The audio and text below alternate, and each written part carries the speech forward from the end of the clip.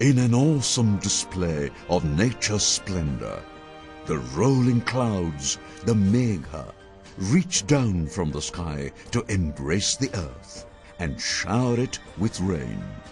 This deep, amorous relationship between the Megha and the earth results in making the earth fertile and fruitful.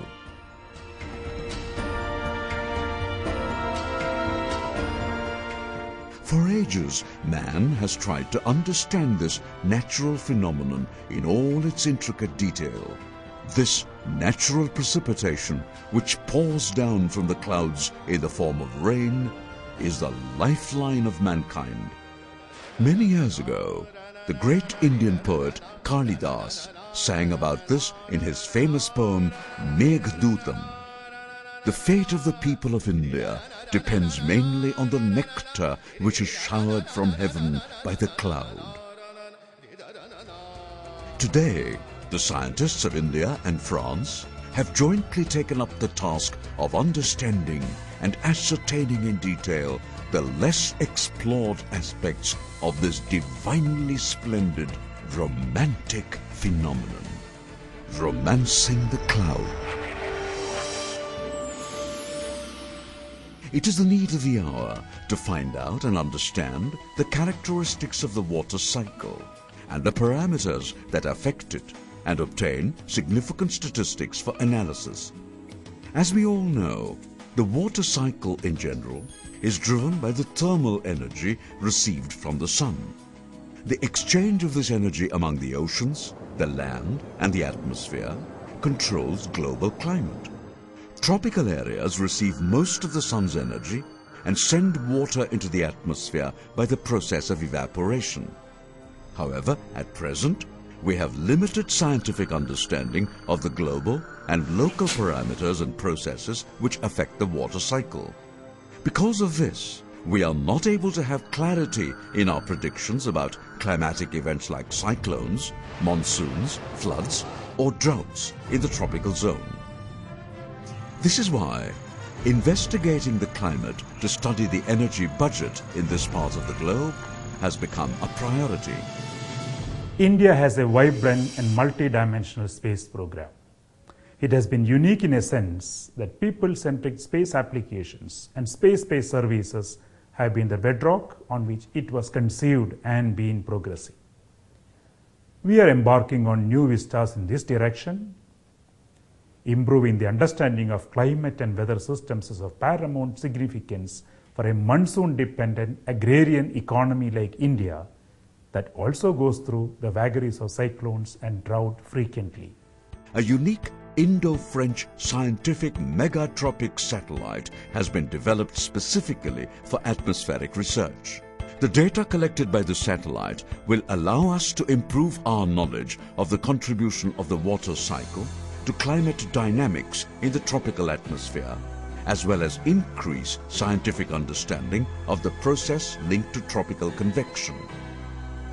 This knowledge will enable us to predict short-term and long-term weather with a greater measure of certainty. Considering that it is critical for India not only in the context of atmospheric science, but in a long-term perspective, this aspect can also tell upon our ability to make more precise predictions of the monsoonal system and also severe storm systems like the tropical cyclones. We decided that can we explore this area as the basis for looking into a flagship cooperation program. So both the sides got together. From our side, it was Professor Narasimha who led the team of the atmospheric scientists, meteorologists, space scientists, and many other institutions where the atmospheric research were going on. They led the team of that. From their side, the Center for Atmospheric Research of France, the professors working there and the academics, they came together and worked with us, started interacting with us, and between them they started looking into what is the possible way to do this. This satellite, thinking about it, started in many different ways. I remember in particular a meeting with Professor Sadoni, who came to my office and said, I hear that you people are thinking about a satellite for the tropics. I have a radiation sensor. Would we be able to put that radiation sensor on your satellite? Well, not only did we say we would be very happy to, but it turned out later on that the French were very happy to collaborate with us. We made considerable progress some 7-8 years ago, but then there was a major review in France which hindered our progress for a couple of years. We were very happy when at the end of that review, the French decided that this was one of the projects that should survive. So we now have a project which finally got the approval from the French and from our own Space Research Organization in India here. The Megatropic spacecraft is cuboid in shape and has a dry mass of about 865.96 kgs, going up to 1000 kgs with fuel. A 3-axis stabilized spacecraft, its orientation control and high attitude stability is ensured by its electronic brain called the OBC, On-Board Controller, with the help of sensors, gyros and a propulsion system. 2 solar panels will generate a maximum of 2000 watts of electrical power. The rechargeable battery fitted in it is also capable of providing 1325 watts of power during the eclipse period. ISRO's lead center, ISRO Satellite Center ISAC, for developing spacecraft technology, has designed and integrated the Megatropic satellite. And we have the joint science teams, both from France as well as within India. The joint working area is further developed into a global mission. So we have more than 30 groups working around the globe besides the French scientists. The scientists working include the US scientists, Japanese scientists and other scientists from other countries. All of them work together. We have a large number of scientists working from all the institutions. It is one of the wonderful experience working in the international program, and one of the excellent demonstration how ISRO can work in a productive way with the other agencies. The Megatropic spacecraft has 4 scientific instruments seated on it. The main payload, microwave analysis detection of rain and atmospheric structures, with the acronym MADRAS, has been jointly developed by the Space Application Center of ISRO and Centre National d'Études Spatiales CNES of France, and is an outstanding example of international cooperation and exchange of scientific knowledge. It is a 5-frequency conical scanning passive microwave radiometer providing brightness temperature measurements. The radiometer is designed to estimate rainfall, atmospheric water parameters and ocean surface winds in the equatorial belt.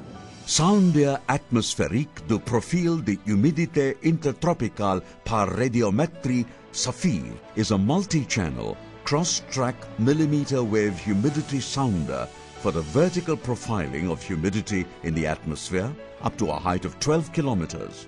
This payload has been developed by CNES. Scanner for Radiative Budget, SCARAB, is a cross-track scanning optical radiometer featuring 4 channels for measuring the Earth's radiation budget. Channels 2 and 4 are considered to be the main channels, with the other 2 serving as auxiliary channels. This instrument has also been developed by CNES. The GPS radio occultation sensor enables measurement of water vapor and temperature profiles in the tropics. In addition, this payload will supplement the mission for atmospheric studies. The GPS ROS payload is configured as the 4th payload. Initially, the mission was studied within the framework of the small satellite program. Specific constraints on the weight of the payload, the available power and the data rate were induced. Further sharing arrangements led to the choice of an Indian IRS platform, which gives more margins in terms of the mass of the payload and available power. The Madras payload was developed and collaboratively built in the Space Application Center of ISRO. Similarly, all the payloads have gone through adequate tests and have reached ISAC for integration with the Megatropic satellite. After the satellite was fully integrated at ISAC, it went through a series of further laboratory and environmental tests and was finally flagged off for SDSC Shar.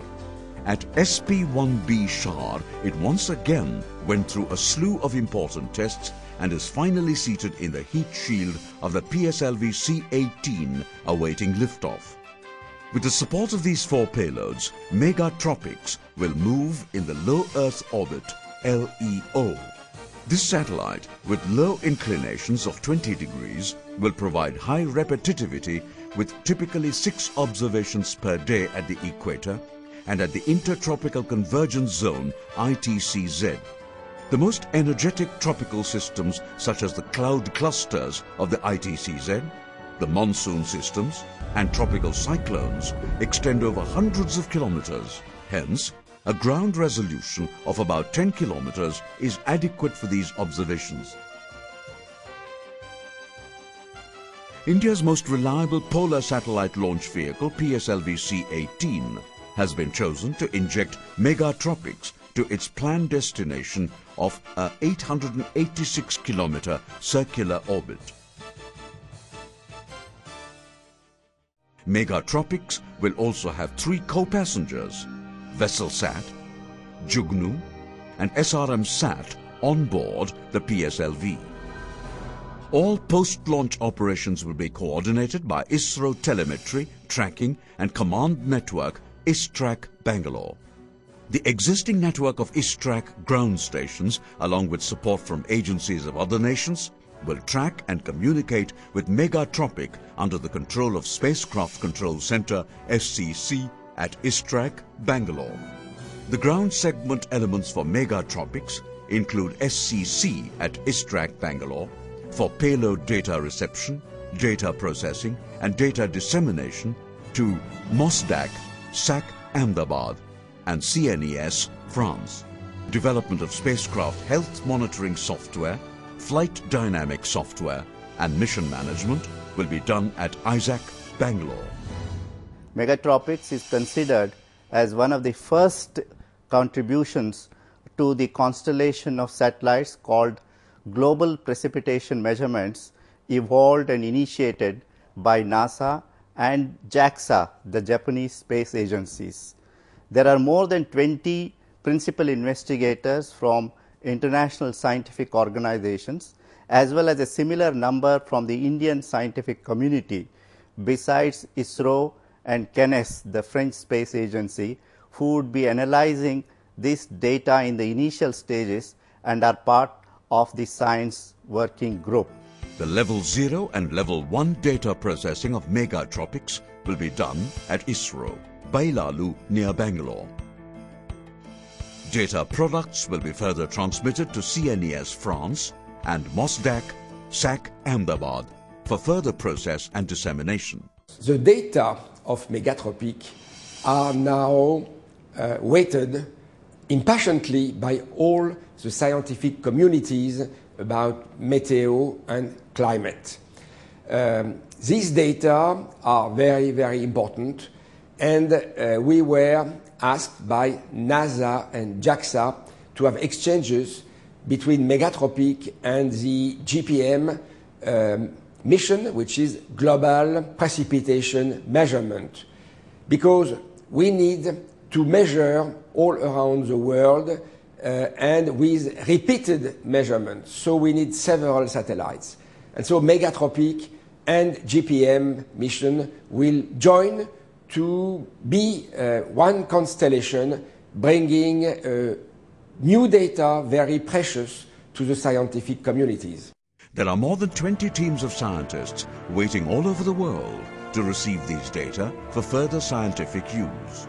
Megatropics, a bilateral mission between ISRO and CNES, marks the availability of a unique combination of sensors, providing an opportunity for the global Earth observation community to use the garnered information along with other international contemporary satellite systems.